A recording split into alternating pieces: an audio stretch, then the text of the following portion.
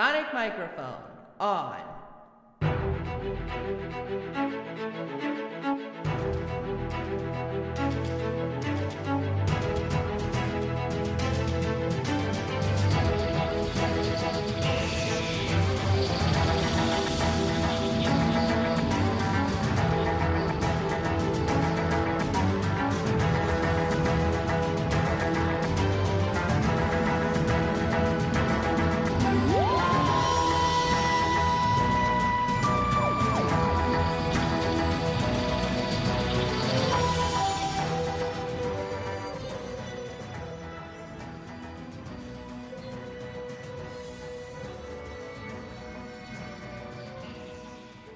Hello and welcome to the Pod Doctors on the Fangirl Zone, a podcast on the BBC series Doctor Who. I am Sean Fangirl S. And I'm Steve, and tonight we'll be discussing Series 13, Episode 5 of Doctor Who. So, I'm like, are they bringing everybody ever back in here or what?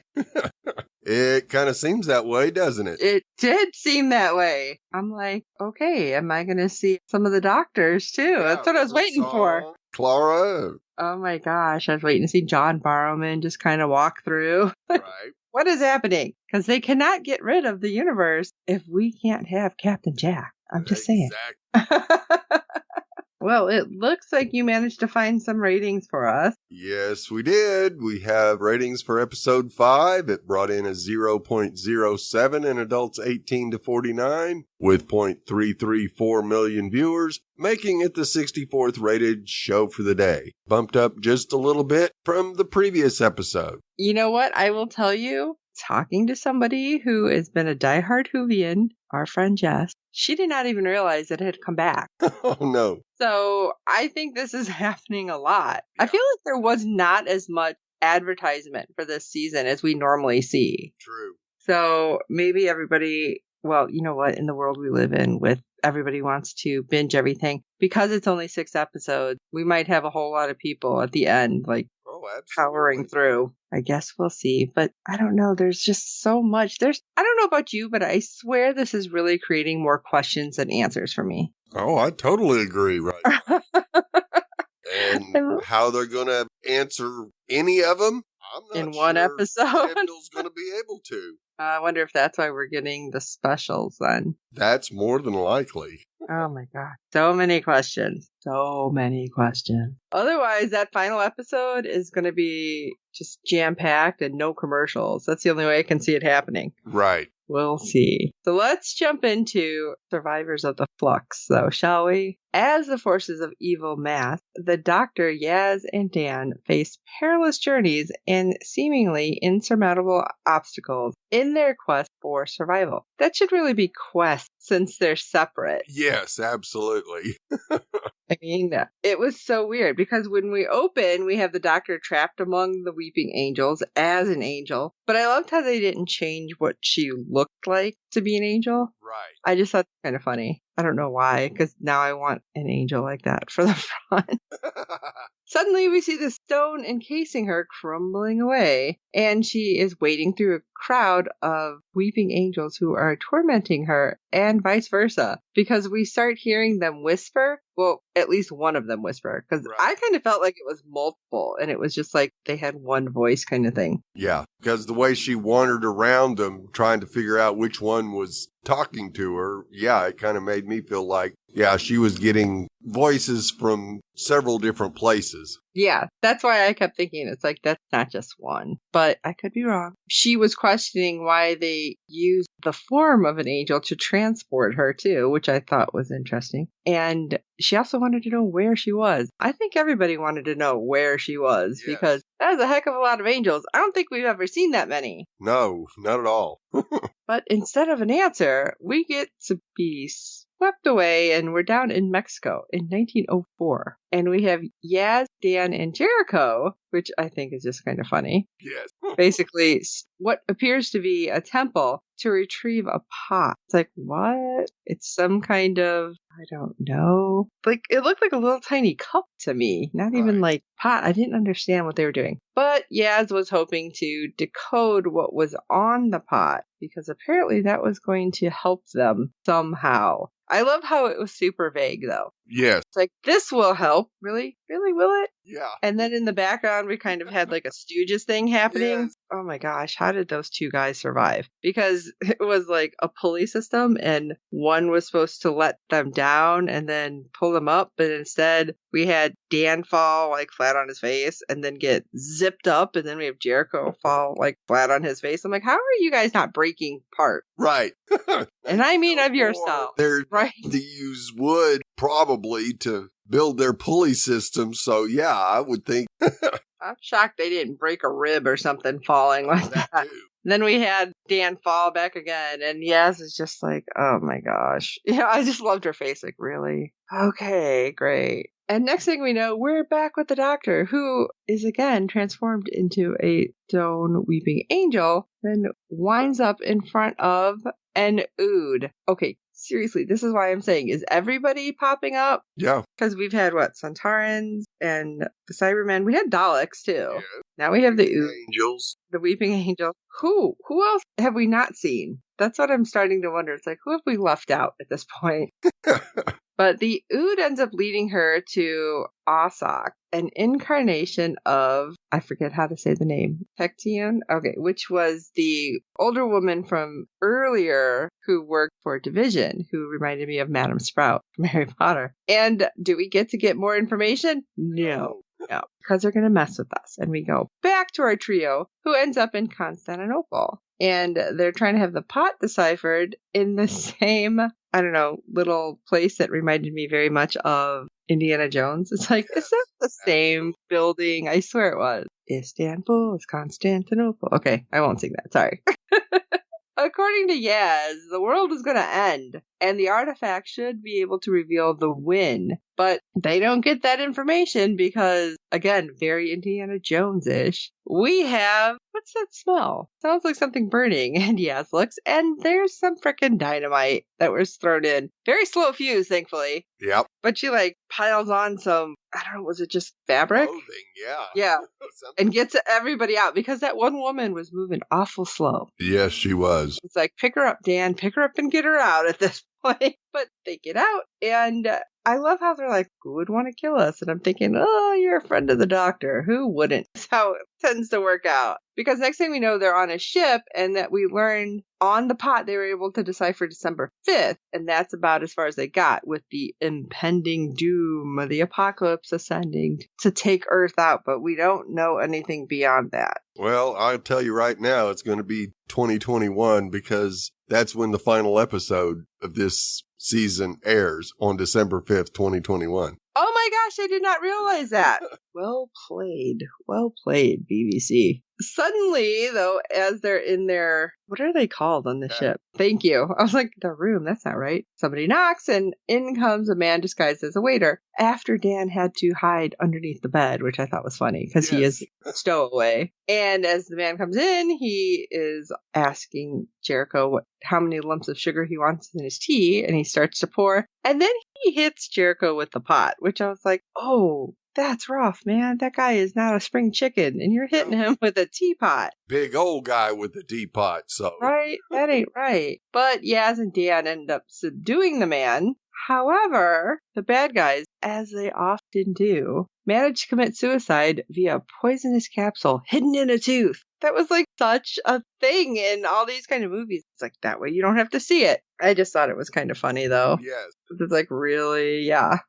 But Yaz does see on his wrist, there's a serpent tattoo. It's like, what could this mean? Well, we're going to find out immediately. Because we get to jump forward to 1958 England, and we have General what was the name? Farquhar? Yep. I was going to say Farquaad. It's like, oh no, that's from Shrek. Sorry. And he's speaking to, who else? The Grand Serpent, about his objective which is to set up a task force dealing with supernatural threats to Earth, aka UNIT. Oh, well, this is so fortuitous that you are here. You can help assist me in getting UNIT off the ground. And I'm just like, oh, man. Yeah. How the hell did he make it there? Right. He must be working with Swarm. Oh, see, I didn't even think of that. I'm thinking he somehow got his hands on, like, oh crap, what is that thing that Captain Jack used? Vortex manipulator? I was like trying to think what it is because I'm unsure. Although the way this played out, I'm like, now I'm really unsure what the heck he is, but we find out. Yeah, that's why I'm like, I don't know what that is. We do get to see Yaz watching a hologram of the doc, who is giving her advice regarding their potential separation. And this moment just drips sweetness, which is something that we don't get a whole lot of in Doctor Who, and especially not thus far in Flux. Right. But we do get a bit of a breather then between the scenes because of it. And it's like, okay, we know that the Doctor's trying to fix things, which the Doctor always is trying to fix things. And the companions are always trying to fix things. So hopefully they'll be able to fix it on multiple ends and come together in the middle. I hope. We do end up seeing that Dan and Jericho return from disposing the body of the man who committed suicide via capsule. And Dan reassures Yaz that, well, don't worry, we'll see the Doctor again. It's like he's so optimistic. Yeah. And you're like, oh. First timer, yeah. Right. But it's like, oh, that's so cute. Then we get to go back into the future. I say that because, well, you never know with Time Lords where they are. We have Ossock reveal little to the Doctor regarding the when and where they are, of course. But she does provide insight into Division's beginning, which kind of ticked me off. I don't know about you. Right. Division began on Gallifrey to ensure the survival of time and now extends beyond the breadth of space and time. They are omnipotent and omnipresent, which sounded very masterish to me. I don't know. I'm like, is this all going to be a ruse and it's the master all along? All along, yeah. Are we going to get a song like Agatha all along, though? Ossock tells the Doc that Division itself isn't in the universe. And that's why when we see the outside view, it's like, I thought it was just some weird event horizons happening. Right. But no, it's actually between two galaxies and universes and times and places and what is going to happen. Didn't we have this last season? I thought we had something like that, like a prison ship. Or was it just similar when it was like between the two planets colliding or something like that? We did have some episode where two planets were supposed to be colliding. And there was like some kind of ship between. That's what I kept thinking was happening. But what do we get next? Do we get the next part of the story? No, we get Cavanista informing his fellow Lupari the Earth shield is breachable. These are tongue twisters for me right now. Because one ship, we don't know what happened. It like just started to float off. I'm like, that's not good. But he finds Belle encroaching on his territory, who just happened to be in a Lupari ship. And she was so close. And this made me so mad. Yeah. Because she was so close to this creepy planet monolith thing. And she's about to get down there. And she gets hyperjacked by Cavanista. It's like, son of a gun! Because what happens in the next moment? Vinder lands on the place where Belle was about to set down. Right. I'm like, are you kidding me? Yeah. Are you kidding me? I don't know how many times I said that. Like when it ended up going to commercial, there was a lot of swearing that happened from me. Right. But after what we find out happens to Vinder, I'm kind of glad Belle didn't get there because I don't think I'd want to see her in that situation. That's true. Because he ends up seeing like all these people standing around like these little lighted, I don't know, poles. I was going to say little mini pyramids or something. And they seem to be in a daze. It's like, what is going on?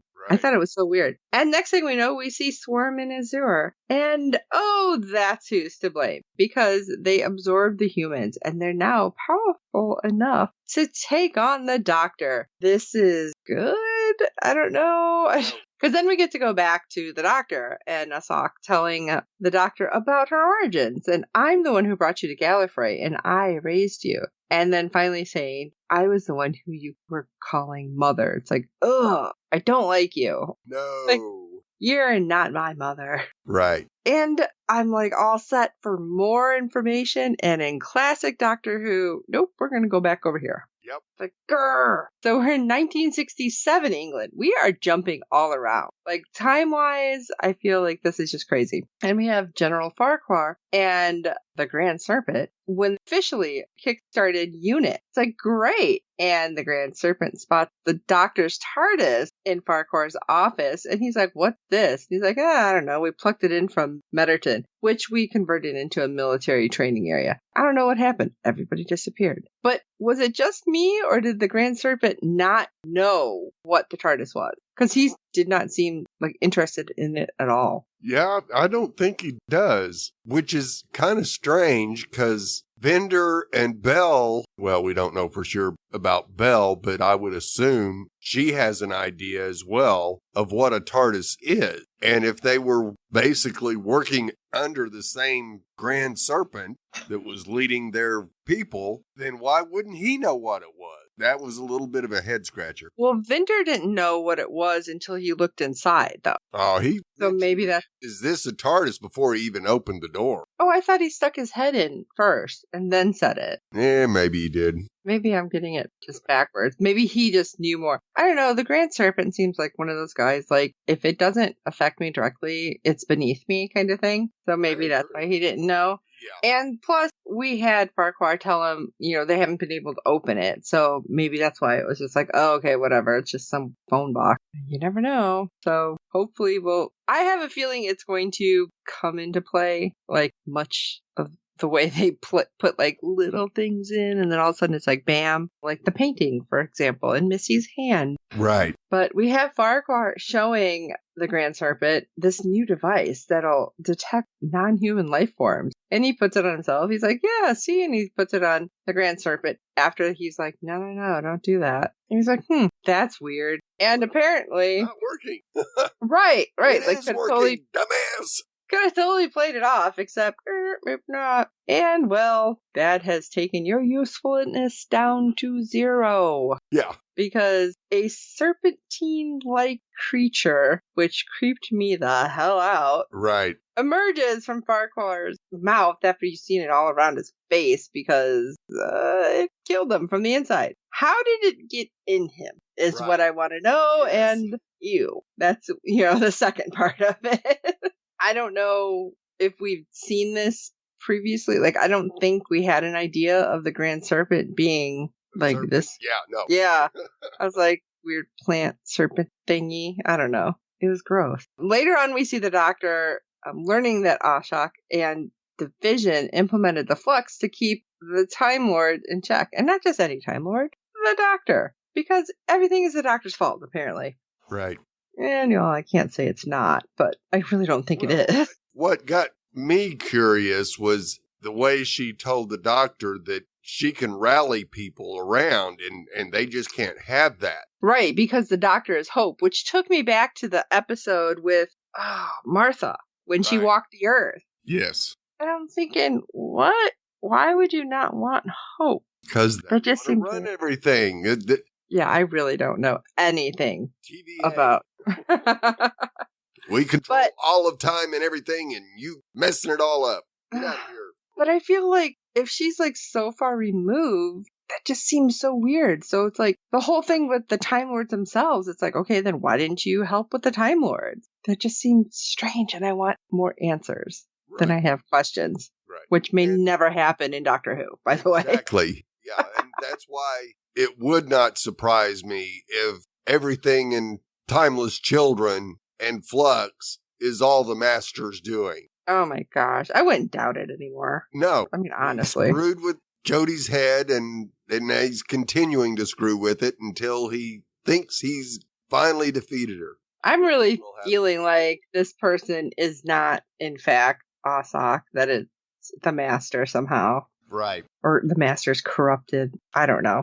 It's weird. But we get to see Osok use the Flux to compress the universe while pushing into the next. And that's why, as explained, they had to take the Doctor out of the equation because we didn't want you saving that universe. Apparently that was a royal we, because I haven't seen anybody else around. Really?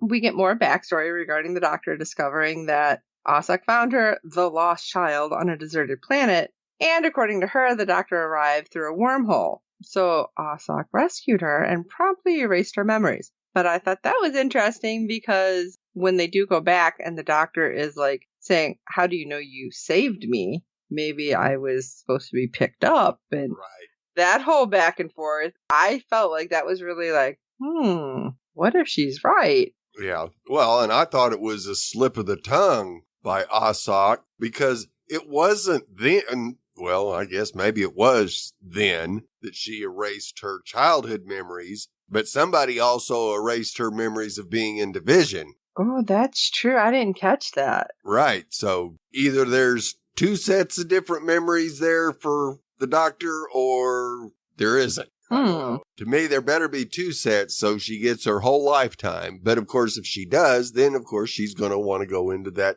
other universe to find out if that's where she actually came from. This is getting so confusing. Yes. Next thing we know, we see Vinder brandishing a gun, and he ends up encountering Swarm and Azure, who orders Passenger to absorb him. Although, was it really an order? When I felt like Vinder was like trying to get this to happen because he's like, what are you going to do? And then flash, there he goes. He's like, that's kind of what I figured. Right. But when he's inside, he does find Dan's friend Diane, who's like, oh, good, somebody with a gun. I have some scores to settle. It's like, ooh, do you know a way out? Yeah. Just the way she said it, it's like, I wonder if she knows something, if she's learned it while being in there. It's very possible. And then we get to go. I don't want to know where the where the escape hatch is. Oh, gross. I'd say then we get to go and think about, okay, she's been in there with how many people? How many people might have ideas? Is it been like a big brainstorming session in there? Right. And Passenger doesn't talk, so there's no way to pass on that information. Right. And how many millions are inside this Passenger? I think that's really interesting that it could be something completely different and like without them realizing it, they're setting themselves up to, I don't want to say be taken down again, but I feel like, Swarm and Azure might be destroyed because they're not thinking ahead. Right.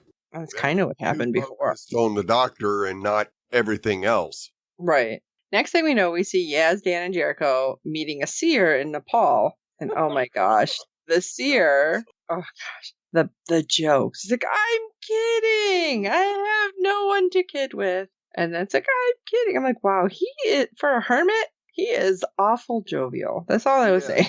He's just happy to see somebody. Right. You bring me gifts. I'm just kidding. I know you don't have anything. Right. Some food, maybe? I'm kind of surprised. It's like, you didn't even bring him some potatoes or anything? Jeez. That's kind of rough. But he ends up imparting his knowledge, which was simply 3 words. Fetch your dog. Now, I had no clue what they were talking about. Dan and Jericho were absolutely clueless, but Yaz figured it out. I'm glad she did, because I was right there with Dan and Jericho. I'm like, huh?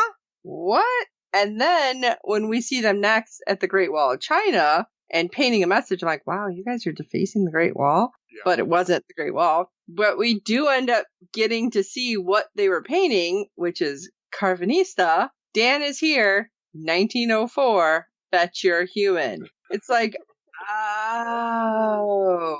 Which I thought was interesting that it didn't fade over all this time. And when Carvanista sees it, he's like, well, I can't travel through time. Again, I'm like, where's the TARDIS? Yep. Meanwhile, we have the Doctor trying to persuade the Ood that's working with Ossock to reveal a map of the universe. And the Doctor notices that the universe looks much smaller than usual. And the Ood informs her that, well, not much of it remains. She's like, well, what? I love how she looked a little, like, taken aback. Like, oh, this is happening, but I didn't realize this is happening kind of thing. She believes that the Earth will be the apex of destruction, and perhaps what's compressed can be decompressed. Oh, maybe. It might take a little stretching. Who knows? Suddenly, the Doctor pictures that dark, dilapidated house again that reminded me so much of the Cabin in the Woods poster. Right. And she's like, what is that sound? What's that whispering? And the Ood's like, I don't know what you're talking about, lady. You're crazy. I kind of like that. But then we see a pocket watch with Gallifreyan etched across it. And I'm like, wait a second. We've seen these watches before. Yep. At least twice, if not more. Like, I know is with Tennant when he went back in time. I can't remember. Family of Blood. Right. And then I'm trying to remember the name of the other one. When they were in the future. That was Tennant again, wasn't it? I think so. Yeah, and it was the Master that had it. I can't remember the name of that other one. It wasn't Children of Earth, right? I don't think so. No, I think that's Torchwood. Yeah. Wrong one. If you know, write us. Let us know. But where do we end up? In 1987, where the Grand Serpent meets with Unit again, and a man who's bound for retirement. And the Grand Serpent wants to throw his hat in the ring to serve as the chair of the oversight committee for the organization. But the man is like, no, people don't like you. And it's going to happen over my dead body. It's like, oh, well, that was a bad choice of words. Yes, it was. Because guess what happens next? And we get to see the creepy serpent thingy. I don't even know what it was. It reminds me of like a plant tentacle. Right. So it was just creeping me out. But next thing we know, we see Yazdan and Jericho returning to the ship because, well, Carvanista hasn't responded. Well, hello, he can't respond. He's in the future. Right. But who do we get responding? Well, kind of, sort of. This was getting really, like, Crazy I need a board with yarn so I can connect things. Yes. That Joseph Williamson, who was the 1820s guy in Liverpool who Dan met in the tunnels and Yaz met on Atropos, opens their door and he's like, I'm on a boat. Like, he sounded like just crabby old man. It's like, what is happening? And then he leaves, but he like disappeared. He opens the door and closes it again and poof, he's gone. I'm like, are we in the labyrinth? What's going on? This is weird. Because Dan then explains to the crew that in 2021, the Williamson tunnel, created by the dude that was just there, are in the process of excavation. So what are they going to do? The only thing they can do. They're going to travel to Liverpool and try to gain access to those tunnels. We see them wandering through the tunnels and they encounter, oh, look at that, Joseph Williamson again. And he's all mad. He's like, oh, you guys just want to take me out of here? You don't understand. And Yaz explains their mission to him and that they're trying to find out the exact date of the apocalypse and prevent it. And suddenly he's like so relieved. Yeah, I've been waiting for you forever. Right. What? It's like, oh my God, you don't think I'm crazy. Yay. It's pretty much what I got out of that. But we go back to the future. I didn't mean to say it that way. But Ossock presents the Doctor with an ultimatum. You can return to a dying universe and risk death trying to save it, or you can rejoin Division and have your memories restored. And the Doctor's like, yeah, no, not happening. And then she's like, well, listen, I will even leave Earth unharmed amid the Flux melee. Now, I don't know about you, but I didn't trust that at all. Oh, no, because like the Doc later says, is anything that survived is going to try to take over Earth. So, yeah, you're going to have it. And we've already seen the Centaurans seem to have survived, the Dalek, the Cybermen. But I mean, if the Flux takes all of the rest. In Division, I'd hate to see that. Oh, gosh. Yeah, like, it's just crazy. But, yeah, not trusting that at all. Plus, the next universe, by the way, Doctor, I love how Shock's like, oh, by the way, it houses the wormhole, the other end that you came through. At least that's what they think. It doesn't mean that it's true. Right. Absolutely. Now I'm starting to, like, tinfoil hat this. Like, what if it's another one and it's really just a big circle and you're screwing up a whole lot more than you think? Yeah. Meanwhile, the Grand Serpent, in his creepy self, meets with Kate Lethbridge Stewart. And I was like, okay, go. You got this. All right, girl. And she did. Yeah, she researched him, and she threatens to expose him for who he is. And don't make me call in a favor for somebody that you don't want to talk to. And we're all assuming it's the Doctor. Right. But I don't know, somewhere in the back of my mind, I'm like, what if it's River? Right. I don't know why. Maybe because I just really want River to be popping up all of a sudden. Yes, that would be awesome. But I loved it because she's like, yeah, and I know you always kill people you talk to, so don't try it because I'm wearing a psychic shield. Right. And she was just so, like, spot on. I loved it. Yes. But as she walks home, I'm thinking, yeah, something's going to happen. Yep. And the Grand Serpent, or one of his cronies, plants an explosive device in Kate's flat, and we see her leave because she heard it. So she took off before it detonated. And this is where I'm like, oh, okay, what's going to happen? She contacts Osgood. I'm like, wait, we haven't seen Osgood for a while. No joke. Informing her that she's got to go dark, and then snaps her phone in half, which I always think is so funny when they do that. Yeah. It's like, why don't you just take out the SIM card or whatever? And then next thing we know, we see Carvanista boarding Belle's ship, and the pair, of course, is shooting at each other and snappy little comebacks because Lupari command disclosed to Carvanista in the next moment that, oh, you're under attack. It's like, okay, so maybe we stop shooting at each other to figure out what's attacking all of us, huh? Right. And this is when, in case you weren't confused enough, Yes. things really start going crazy. So we know that Kate went dark, and we know she was in contact with Osgood at some point. Carvanista is on Belle's ship being attacked, and it's getting weird. Yep. Joseph Williamson reveals a dozen different doorways that used to lead to specific worlds through the tunnels, and now everything's gone awry down there. Yeah, some do and some don't. Don't go in that one. That's a bad one. Yeah. And next thing we know, we have the Grand Serpent in 2021, because we've seen that jump, Yep. ordering his forces to lower Earth's defenses and turn, what was it, all the missiles inward? It's like, what? And next thing we know, he's chatting to a Centauran commander. Again, what? Thus, the Centaurans attack Earth. They board Belle's ship and find Carvanista. Well, I don't know if they technically found them, but Carvanista and Belle were on the ship, and it's like, oh, okay, how are they going to get rid of this, or around this, I should say? Right. Yeah, because that was a lot of Centauran ships that showed up. Yeah, yeah. And like the Daleks or something.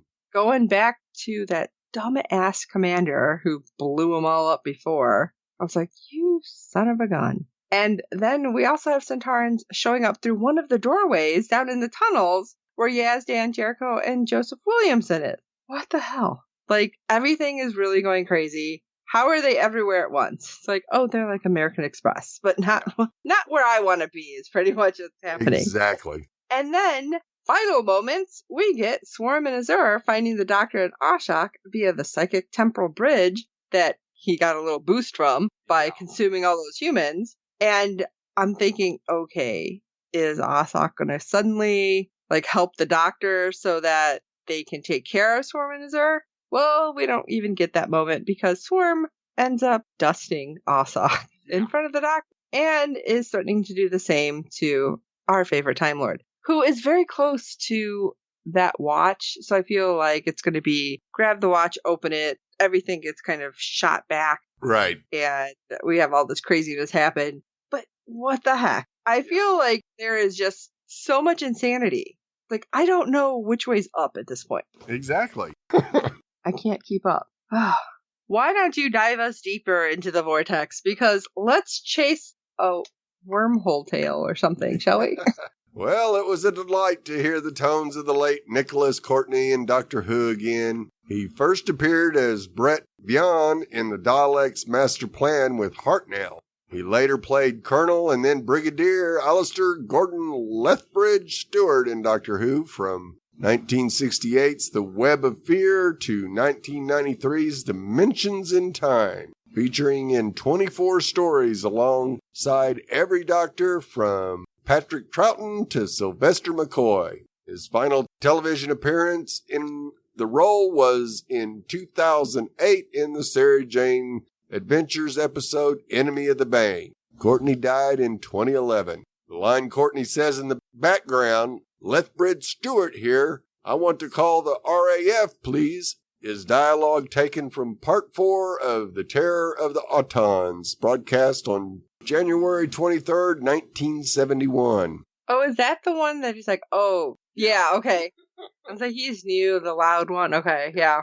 And the reference to the post office tower business was talking about the 1966 Hartnell story, The War Machine. Redgrave first appeared as the Brigadier's daughter Kate Stewart in 2012 The Power of Three. This was the 7th episode in which she has appeared to date. And of course, we all know that McNally has been in Doctor Who before, as he played Hugo Lang in Colin Baker's first story as the 6th Doctor, The Twin Dilemma. And before that, probably on maybe not a Heart. No, maybe that was his first one, but he did appear as a middle-aged guy later on. I love how so many of them come back in different ways.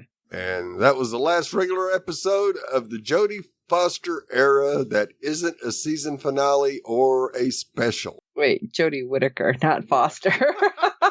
I don't think we're getting her as a doctor. No, I think so. But yeah, that kind of slapped me in the face going, yeah, this is the last regular season episode we will see of Jodie Whittaker. That's crazy, though. Yep. I don't know. And now I'm just thinking, okay, so we know we have the finale, and we have how many specials? 2, I believe. 2. And then we'll have a regeneration, which I'm sure they're already trying to figure out. Oh my gosh. Maybe. They're already trying to figure out who the new doctor is, I'm sure. Right. And I'm sure all the Whovians are like, well, who could it possibly be? No. And I'm saying now, no, we do not want an American to take over because it would just be too different. Yep. It's like, no, it's very British. Let's not redo this. I don't want this just like another redo. Right. I just want awesome storylines and maybe answers to questions. That would be great. Yeah. Going to be confused forever. Well, you know how confused we are. We want to know how confused you are. Shoot us an email or an audio file, however you want to do it, to contact us at fangirlzone.com. Let us know all of your thoughts on Doctor Who. Where do you think it's going? Have you been able to follow along quite easily? Because I have not. And while you're at it, if you can rate and review us on iTunes and every other platform you find us on, because good ratings and reviews help other fans of the show find us. Tell your friends about Doctor Who. I know you already are. And tell them about our show. And we, of course, hope you're enjoying our podcast. And we want to welcome every new listener out there in podcast world and YouTube land and everywhere else that you are, because we totally love having you here. Thank you for listening and supporting us. And for this episode of the Pod Doctors, I'm Steve. Fetch your dog. And I'm Sean Fangirl S. And until next time.